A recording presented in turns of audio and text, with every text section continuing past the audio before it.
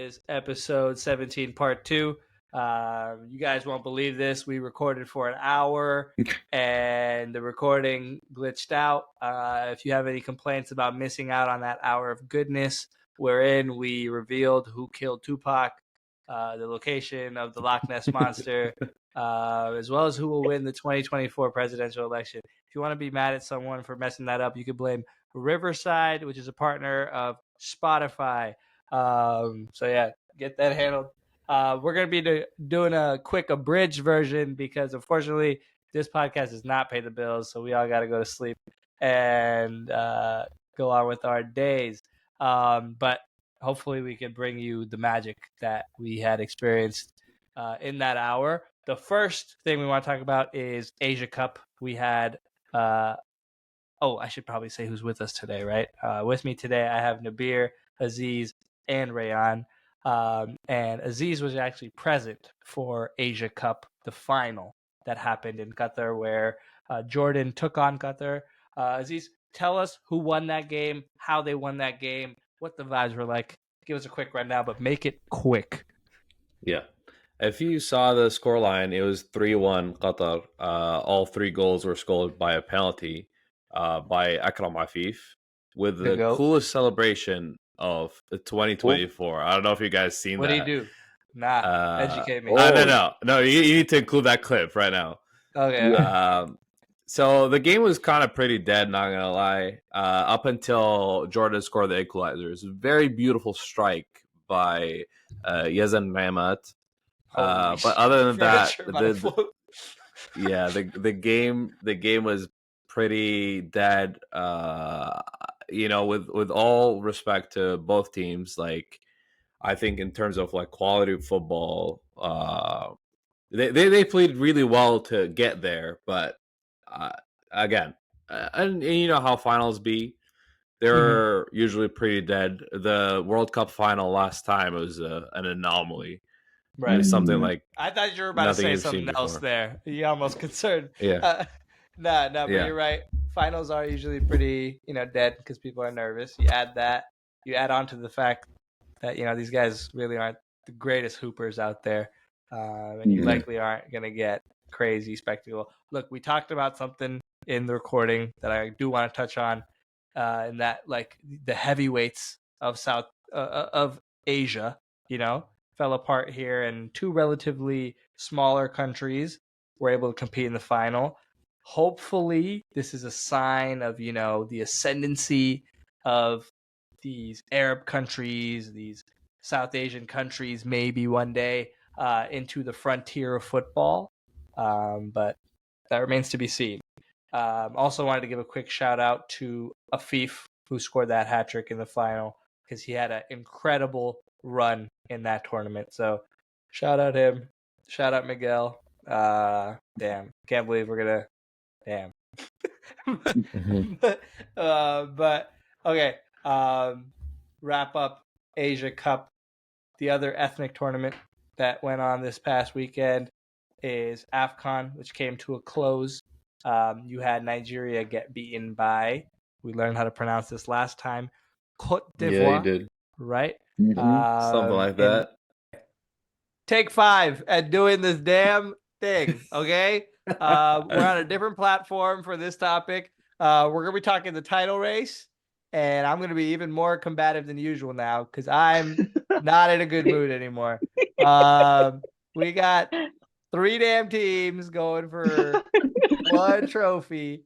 All right, it's the same names we've been talking about for weeks, but we are addicts to this game, and we will keep talking about these same 3 names hopefully for a while. We got Manchester City, Arsenal, and Liverpool. Liverpool currently sit top of the Premier League with 24 games played and 54 points. In second place is Manchester City with 23 games played and 52 points. And in third is Arsenal with 24 games played and 52 points. Listen, if we're being honest, we could just call it that with 24 games played, City are probably top with 55, Liverpool second with 54, and Arsenal third with 52. That is the standings in February. Things don't get decided in February. They get decided in May. Okay. That's right. And listen, we have two Arsenal fans here with us, me and Nibs. We got a Liverpool fan here with us. And we have Aziz who's just he's played the game, okay? He enjoys the game. All right. That's it for him. So we're gonna talk and he's gonna moderate, as a unbiased neutral. Um Rayan, you're the Liverpool fan, right? It's your first Right. time on the show, on the podcast officially.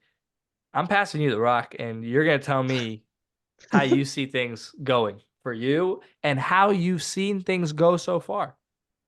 Yeah, man. I think, it's been a great season for Liverpool so far.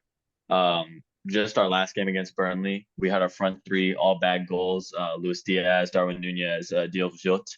And that's kind of Goat. what we expected moving into this season. Everyone was like, it's going to be one of those classic Liverpool teams where you're just outscoring the other team, banging goals left and right.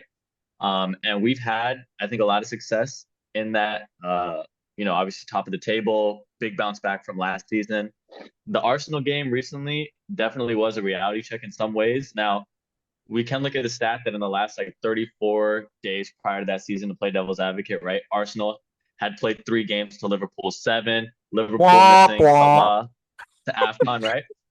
Clearly outplayed in that sense, but I'm not worried in terms of confidence in losing to Arsenal just yet. I think it's, a fair competition. I think Salah comes back. We're in good form. We didn't trip up against the weak side on Burnley there.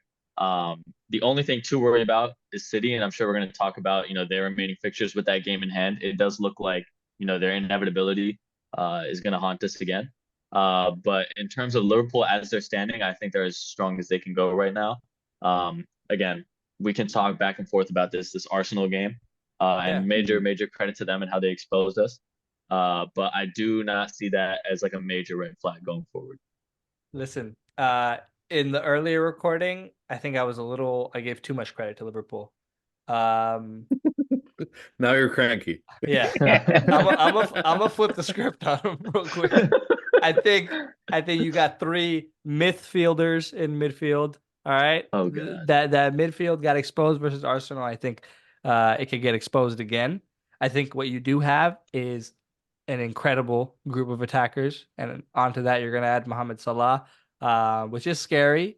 I think what also showed in the Arsenal game is that two of your most veteran players, most elite players, Allison and Van Dyke, they're fallible, right?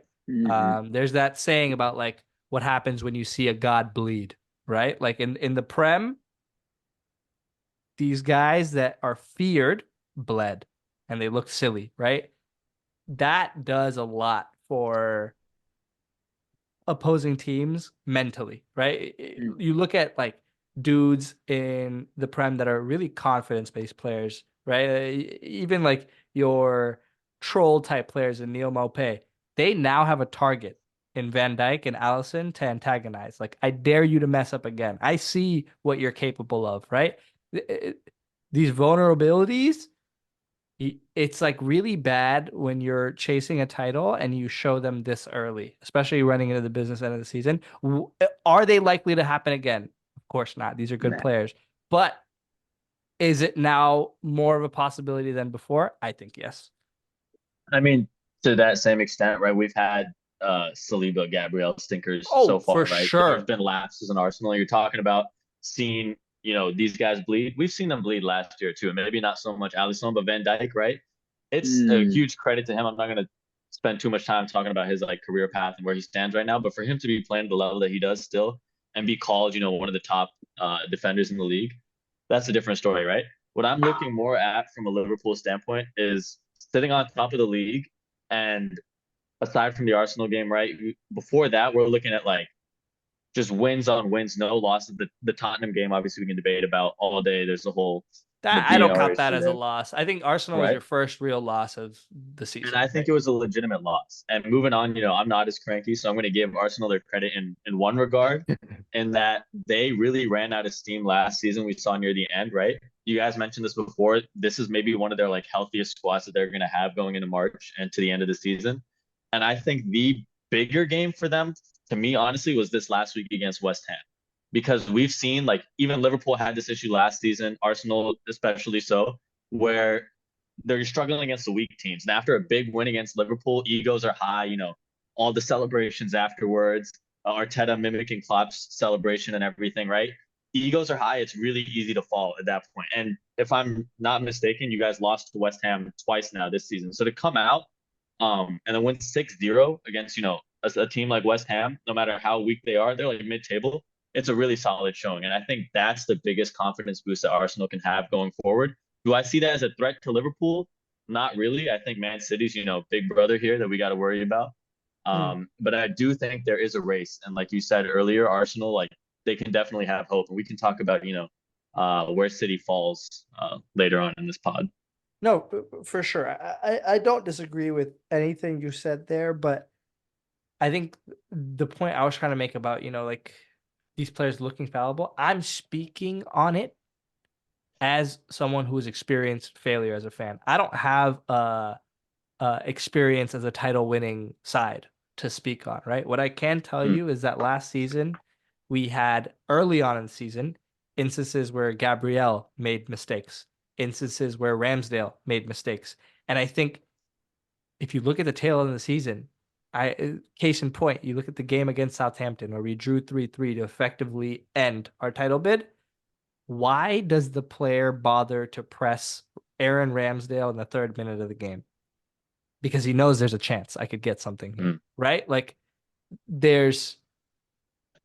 you look at Man City sometimes when Ederson has the ball or Ake has the ball or Guardiola has the ball, these teams don't even think it's worth their time to try and press this, right? Like that's more what I'm trying to get at. Like it creates situations where teams sense opportunity where there wasn't before. And that could hurt you. I'm not saying, look, your loss to Arsenal is going to be the reason you lose the league, but it definitely didn't help, right? Of course. Yeah. But yeah, let's talk about that 6-0. A point I mentioned before. I haven't seen Arsenal go for big score lines like they have in the last 4 weeks, right? We had the 5-0 against Palace and we had the 6-0 against West Ham. It's the first time where I see my team smell blood and go for it. I mentioned, look, Ben White for the 6th goal. He got the assist to Declan Rice. With goals like that, I know you don't really like count assists as assists, right? But if you watch the full clip, we are in the, I want to say 65th minute it was, or 70 something minute, and we're up 5-0. 75th, right? We're in the 75th minute. We're up 5-0. And Ben White, who's already played 70 minutes of football bombing up and down the flank, is sprinting his mind away for an overlap that may or may not happen, right? The ball kindly falls to him and he's able to like get an assist or whatever. But that kind of effort is inspiring to me as a fan. And I know the team looks at each other for moments like that. And it's the kind of stuff that kicks you on. So it was nice to see as a fan. Do I still think we're the favorite out of the 3? Absolutely not.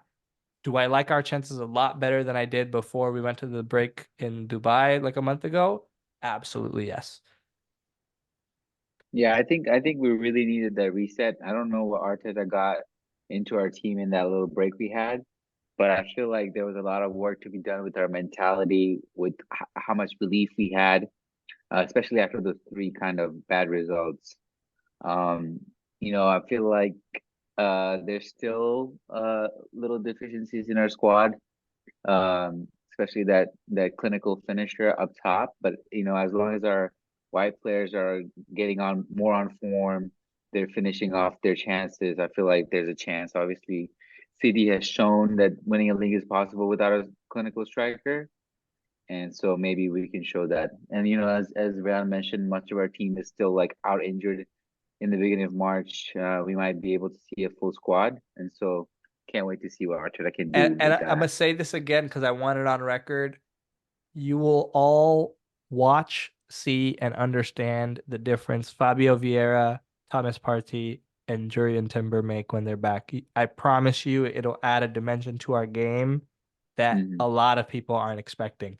And I do want to point out something funny that could be a coincidence, could not be. I don't mean to be a toxic fan, but some of our best performances this season have come with Gabriel Jesus and Zinchenko not playing. Oh. You look at the win versus City, Jesus not there. You look at the win versus Liverpool, Jesus not there, Zinchenko subbed at half. You look at the 6-0 against West Ham, Jesus not there, Zinchenko not there. So that clean sheet, the recently, I know this because my FPL team, I got 2 Arsenal defenders, and we're not keeping that clean sheet. I think is largely dependent on Zinchenko's failure as a left back. Or if he stands up and he stands strong, I feel like there's no deficiency in our in our defense. yeah, I think Kivior and Zinchenko both have like complementing play styles. Like Kivior is a better defender, does not invert nearly as well. Zinchenko inverts sensationally, but cannot defend to save his life. Timber is the happy medium. He can do both very well. And I think have you seen enough of Timber to make that judgment though? Brother, to quote the Kanye song in the preseason and that first game against Manchester City where we beat Manchester City, he's done miracles on me. Like if you look at the way he dogged Bernardo Silva for 90 minutes against Manchester City, everything I needed to see right there. Sure. I just need to see more. Like one game is not enough, you know? And let's be clear, he had an ACL injury. If he doesn't come back the same, don't color me shocked, right? But I'm hopeful because this guy recovered from an ACL faster than Thomas Partey has been able to recover from a hamstring. So different minerals. We all know. Well, we all know it's not a hamstring, but yeah, dog. Can we talk about no? Yeah, just so we're not having the same conversation again. AFTV brought on Thomas Partey's lawyer for an injury update. What the Not heck? his doctor, his lawyer. And his lawyer confidently said, "Oh, he'll be back in X weeks." Dog, how the lawyer know? That makes me think that brother got an ankle monitor on or is in jail. And when Arteta was like, "Oh, he's fit. Oh, psych, he's not fit." That's like the judge being like, "Nah, 2 more weeks. You got to be locked up in the house."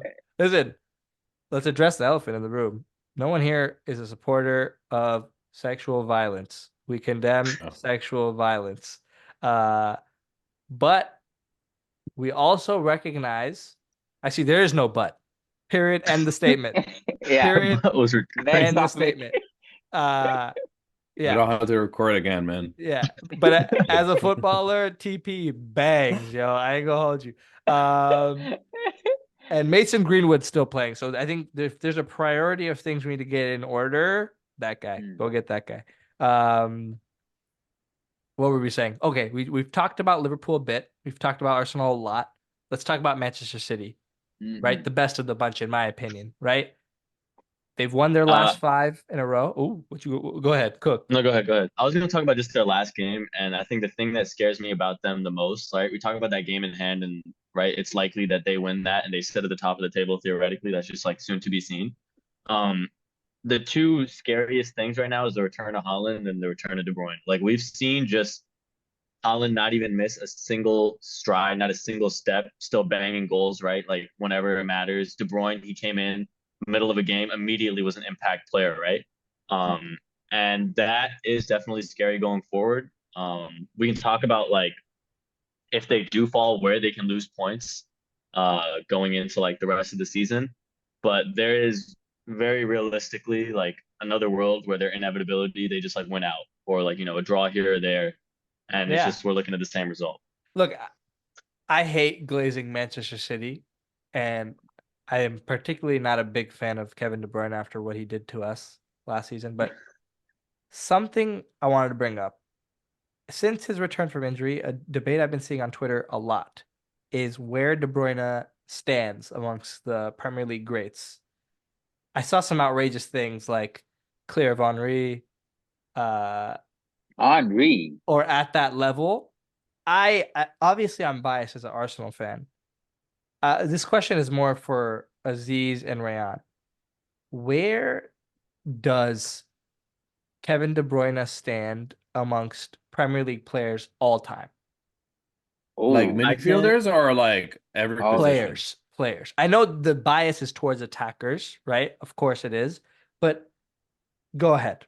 And you could first start maybe with midfielders and then move on to everyone, but I want to hear your thoughts on this. You know how all these teams have their Gerrard, their Scholes, their Lampard, mhm. and then we got KDB, and I think he's better than Damn. all of them. David Silva got his chain snatched so fast, bro. Like So quick. he had that chain for like a year. They built that statue, and De Bruyne brought that CL home, and they forgot all Yeah. about him. It's But crazy. he's a different player though. Like But he was there, Gerard, Lampard, whatever you want to call it, Vieira. Like he was there, midfield icon, and clearly it's someone else now. But look, I feel weird discussing trophies when it comes to any City player, right? Like, But I think the counter argument to that is like a huge testament to their trophies is KDB. Like you right. buy in whoever else you want without KDB, and like sure Pep is like the genius manager that he is, but KDB I think has a huge role into their success over all their trophies, all their like every single title that they've won over the last like 5 or 6 years. I I agree. think he's a great player. It's just like if let's say maybe 2, 3 years ago he was sold to a different team, they would replace him. Mhm. I Like agree. the great thing about this team is like no one is irreplaceable. Like I even disagree. like famous quote by Pep, like we cannot replace him. No, We but cannot De replace Bruyne him. definitely, if Next there's season one like guy, that, they replaced him. Yeah. look at Man City, their performance this season with and without De Bruyne. Like they've been a little bit You could like say the same about Rodri. You could say the same. In fact, the I case think is even Rodri is better. more important. Yeah, The case is even better for Rodri. I think Rodri Yeah. is more pivotal for If I them. see Rodri in like Vieira debates, dog, put me down. Take me out back and shoot me. 'Cause, damn, I cannot. But if I'm being real, these guys are entering, not even, they've been entered that territory. You look at the silverware they have, right? Treble, 3 in a row, maybe 4 in a row, right? Like it's getting to these are the 100 people. points. Yeah, these are the Bro. people our kids are gonna look at like, no way these guys were real. Bro, And then they're gonna have to stamp. They're gonna have to stamp up that 115 charges, bro.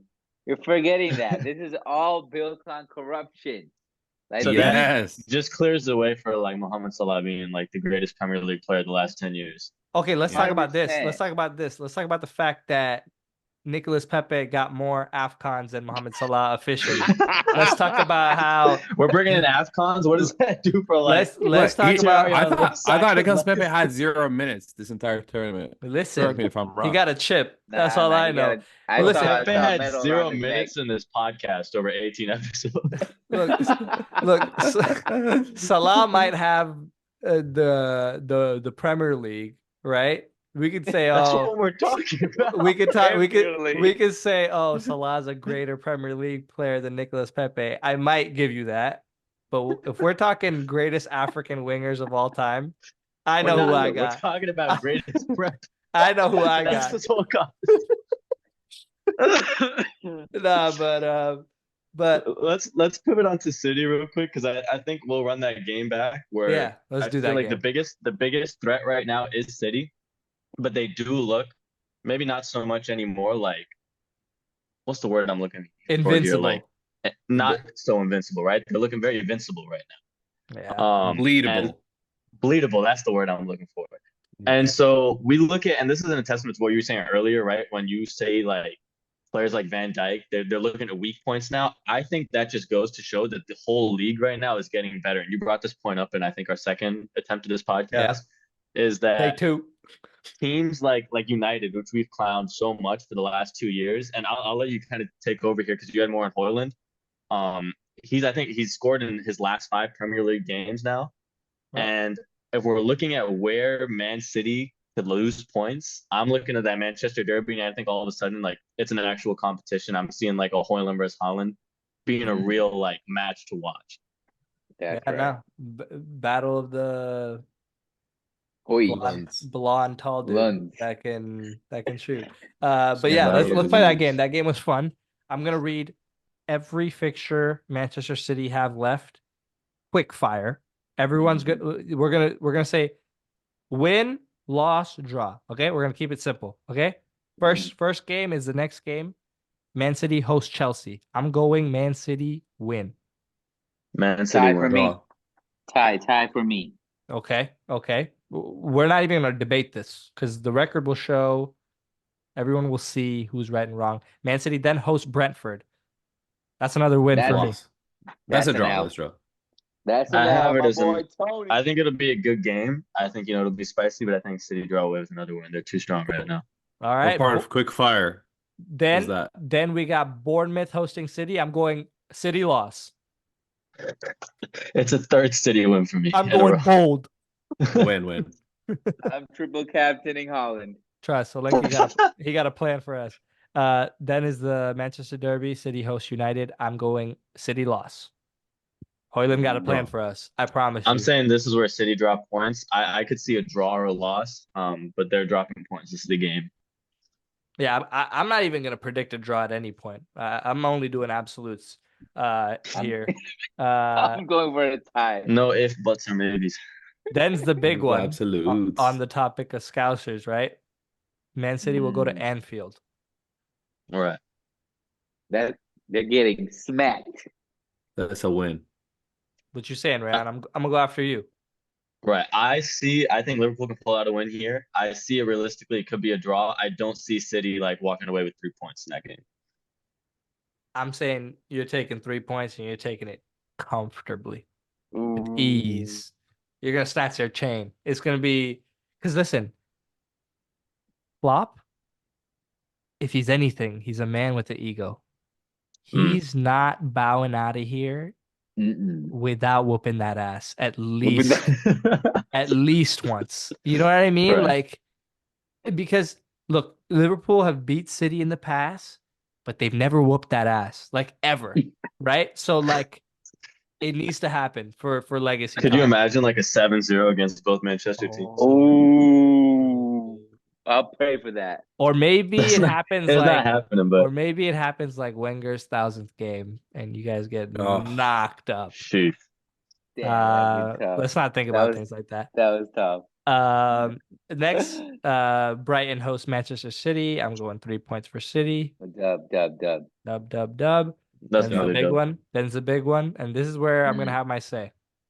Go for it. March 31st. Mm. Mark your calendar. All right. Every time I've said that so far in this show, something has happened. You believe me, right? And y'all know this by now if you're really paying attention.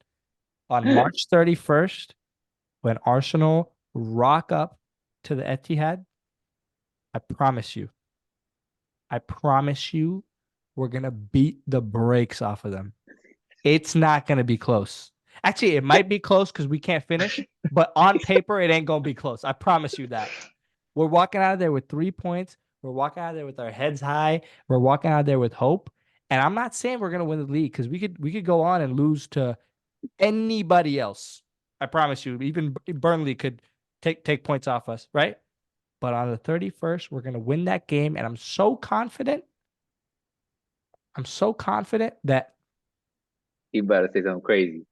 if we lose, I said in the initial recording that I'll think of something by the time March 31st happens.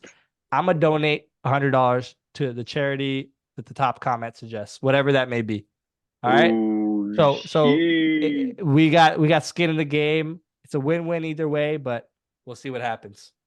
So you're seeing like City getting their ass whooped by Liverpool and Arsenal within the span of 2 weeks. I promise it's gonna happen. Wow. Damn. That's gonna be the downfall of Pep. Maybe he'll retire after this. Stop. See, What are we that doing happens. right now? City in their current These form. are- Yeah, We're I talking don't know. about Yeah, getting yeah. retired. He gassed it a little too much. I don't know about Pep. Pump the brakes. Whoa. I don't know about Pep retiring. Nibs can't wait for the day Pep Can't wait leaves for City. the day. Like he's been waiting for that day for years, man. Like I mean, we're talking about the future me of on the brand. me on my wedding day, Nibs. Mute.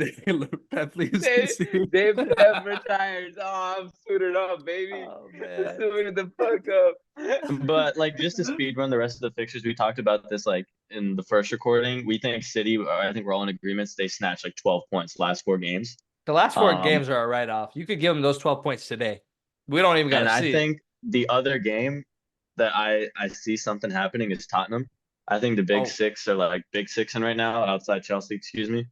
But like I think Tottenham can take points away from City as well, and that could be a deciding factor for this race. Yeah, the last 4 games, City winning the last 4 games and City losing to Spurs, we could have told you that in August. That was gonna happen no matter what, right? Like Spurs, for some damn reason, they have City's number on speed dial. Whoop that ass, done.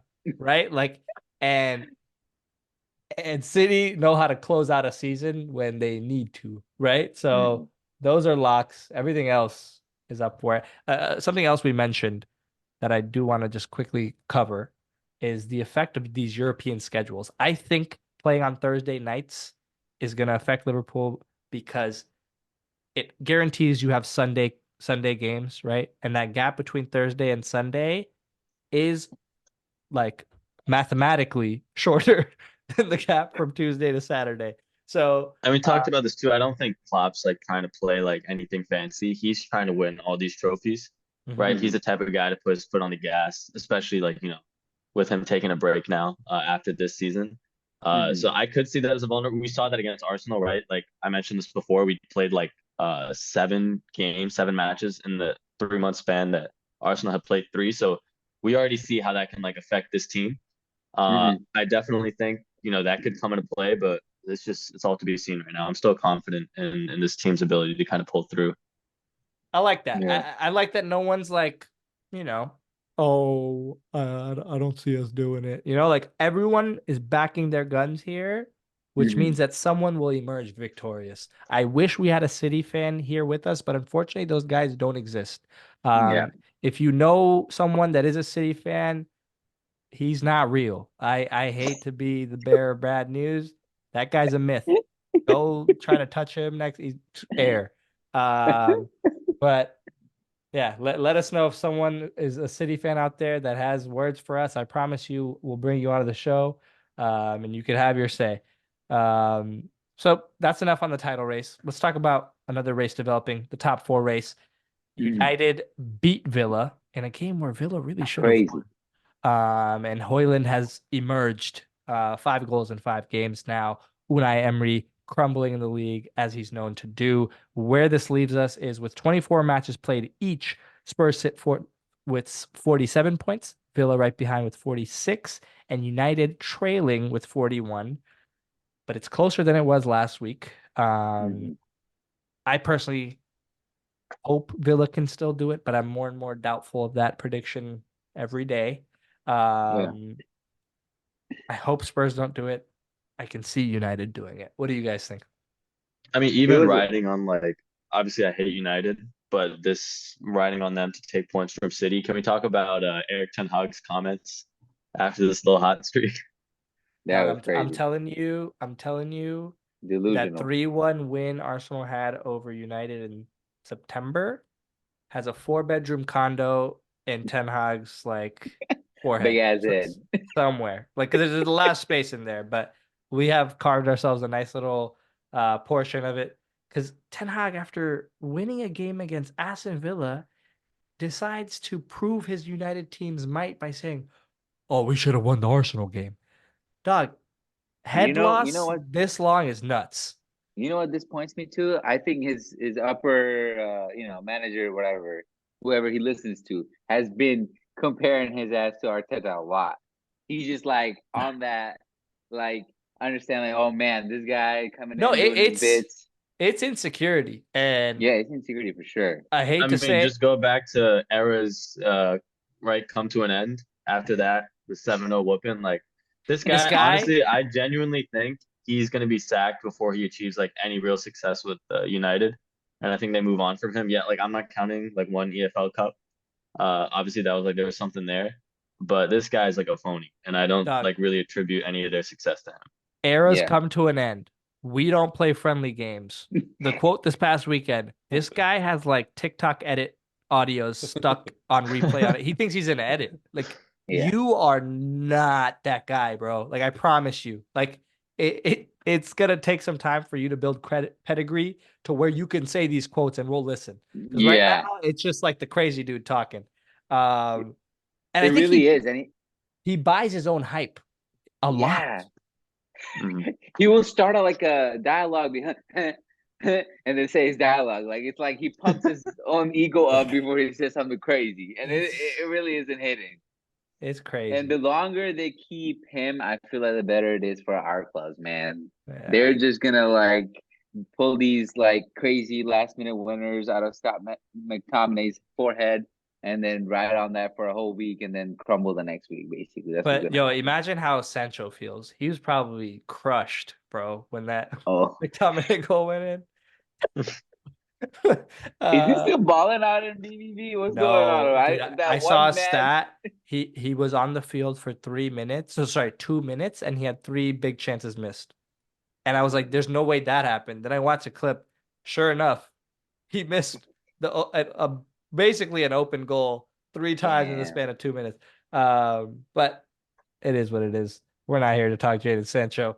I did want to give a quick shout out to Spurs, who have somehow unlocked a clutch gene. I don't know what kind of witchcraft Ange Postecoglou is whipping up, but it needs to stop because this is It really the does. 6th or 7th 90-plus minute winner I've seen out of Spurs, and it's out of character, and I don't like it. With things like that, Richarlison scoring. That's yeah, like what's going on, bro? Like, No, I mean, we're talking about like Haaland has arrived, the Richarlison memes. Like, I'm grasping for like I missed them, man. He's Like, here, why bro. is he banging now? He's here, bro. I don't like. I gotta start memeing Jesus into scoring or something because yeah. it's really But getting I think ridiculous. opposite to Ten Hag, this is credit to Ange. Like, he's really like been, I think, critical in like turning this team into what it is and turning Richarlison into the type of player that he is too. Yeah. No. So credit to Spurs. They're not like finishing anything past fourth, guaranteed, no matter how much we credit them. But credit is due Ever. regardless. Yeah, I agree. They're always in a title race in September and always in a top 4 race in August. It's the history of Tottenham, bro. Don't want to spend too much more time on that because we are rushing this podcast. Let's talk a league we have never, I don't think, touched on in this podcast history, the Bundesliga. Boo. Ew. Bayer Leverkusen, who currently stood top a week ago as well, played second place Bayern Munich in essentially like an early title decider. Obviously, there's still time for things to go wrong. And Leverkusen came out on the other end still undefeated, with Harry Kane having to hold 3-0, was it? 3-0 Yep. loss. Yep. Funny things came out of that game. Most funny of them all was Thomas Muller's interview post-match, which is first time anyone's ever seen him angry because he's used to winning anything he wants to Everything. win. Dude, Germans angry are the funniest. Like, they always sound angry anyway. When they're actually mad, it's raps. I also saw there was Sane punching the camera in the goal. Oh Yeah. In general, I think we've seen this era of like Bayern dominating. We've called it a farmers league for so long, and you could say that it's like a history of like not a history, but like poor management kind of coming in now. With Bayern or whatever. They with signed Eric Tuchel. Dyer, fam. That can't be good for anything, right? Like, But I think all the credit, it's not really on Bayern's demise because we saw some of that last year with Dortmund like sneaking in the last game week of the season. I think this is more of a credit to what Xabi Alonso has been able to do with Leverkusen. Like, it's the first time a manager has got me like really looking into like tactics. Like, it's ridiculous what he's done with this team. look, the way I see it, listen, we got a doctor and a doctor in progress in this call. We're men of science, and there's 2 independent variables here. Both originate from North London. Granit Xhaka of Arsenal went to Leverkusen. Harry Kane of Spurs went to Bayern. One they took their traditionally genes. wins, one traditionally loses, and we've seen the effects of that. This is just football heritage, put simply. This can't be what we're doing, right? I did the science, bro. I hate to break it to everyone. So yeah, I mean, it's the season's basically a write-off. I don't think Bayern, Leverkusen have the. Yeah, go ahead. I think it's a little bit earlier to judge because it's only 5 points difference, right? But I saw an interesting stat where it said every Bundesliga season where like there's like a title race, when that second place team, mostly Dortmund, face Bayern head-to-head matches, they always get whooped every single time. This is the first time where the second, like the title contender is not losing to Bayern. They drew 0-0, I think, with them first game, and then the second game they whipped them 3-0. Yep. So that's something unheard of, like in the title race in Germany. So Yeah, I thought it was Germany really has been interesting. plagued with like a little brother syndrome for eternity. It almost felt like at times that there was someone just running like a FIFA career mode with Bayern, the way things would just work out for them.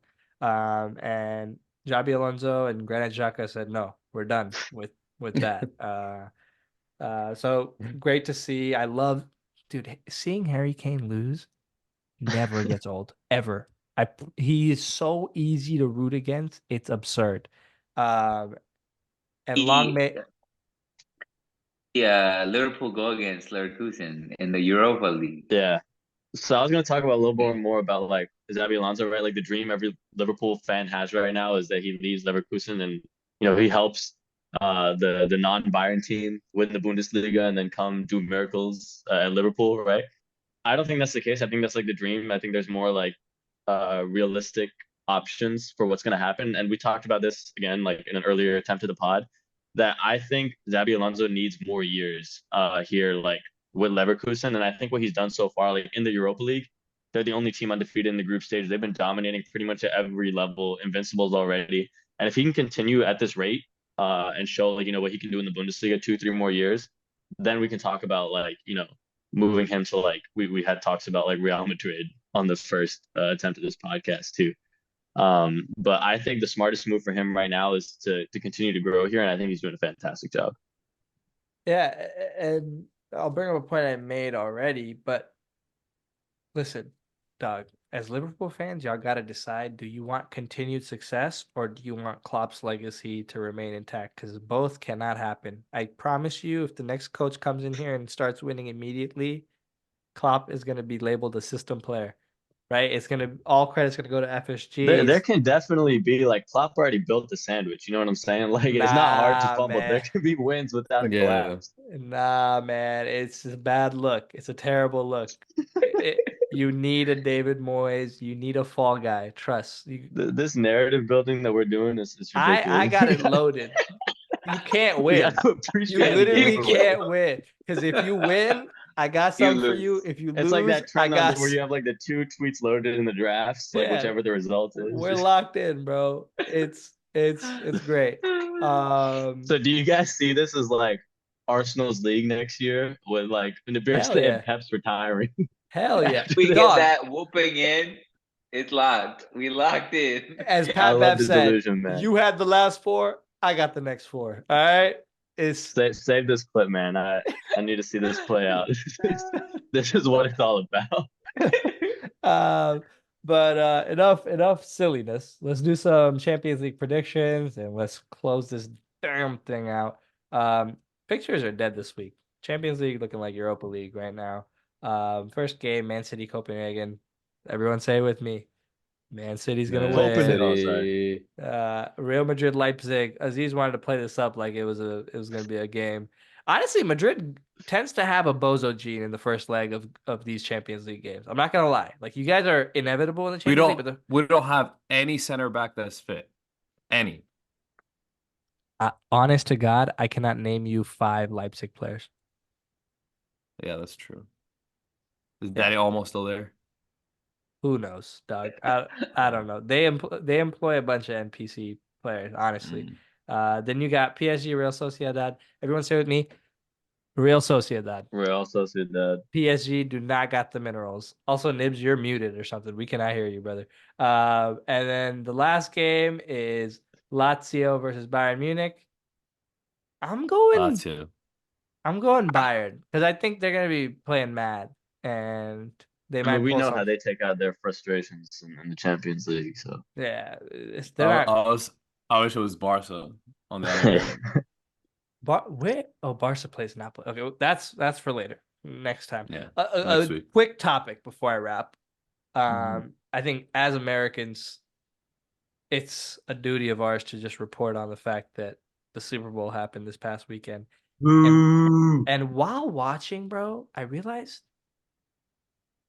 we need some Americans in charge in the Premier League. Like there's some opportunities we're missing, man. I need the westernization of this sport. I I need do the not just get want. Saka to state Ice Spice, and you got like your marketing. yeah, like let's get a Taylor Swift. You know what I mean? Like let's get one of the city players to start dating like Dua Lipa, and let's get like a Dua Lipa cam. You know what I mean? Like something to bring more eyes to this game because we have a wonderful product. I just don't think it. You guys saw the questions that happen every Super Bowl, right? They go around asking, "Oh, what game's bigger, the Super Bowl or the World Cup?"